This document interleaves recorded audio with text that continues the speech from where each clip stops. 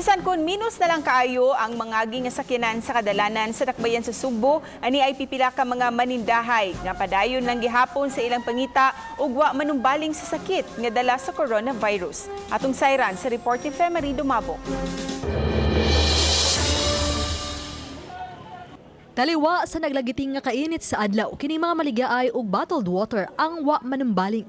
Ug bisan minus ang nangagi nga mga sakyanan, ilabi na nga suspendido na ang pagpadagan sa mga pampubliko nga transportasyon, bisan nagani sa ubang pribadong sakyanan dinhi sa dakbayan sa Sugbo.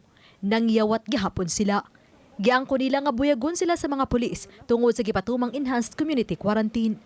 Mao lagi ni hit kristanan mo nya usaw na nga. Gunsam na mo kare mi sa sod wa man gimay mo.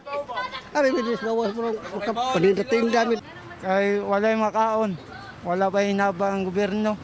Dire barangay ba wala pa hinabang. Barangay. Why, di ta matay sa corona, matay sa gutom. Niyausab kauban nila nga nireklamo nga hangtod karon wa kadawat og rasyon sa kinilong bugas. Nga dire sa mo wala pa man gani, ma'am. Nya wala pa man dili na bitay riya, ma'am. Nya sa mo na mo ani, ma'am. Magsigila mig ngangani. Wala mong ko asa naman nang hinabang. Nya mga bindor na. Usa may kaunon, wala may kaunon.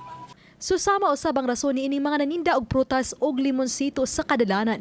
Namasin nga dunay moagi nga pribadong sakyanan. Usay ka makaon. Nya pait kay way kwarta. Maligya mi pero na may kwarta ba. Samtang kining manglimpyuhay sa kadalanan sa dakbayan sa Sugbo, padayon usab sa naanda nilang trabaho.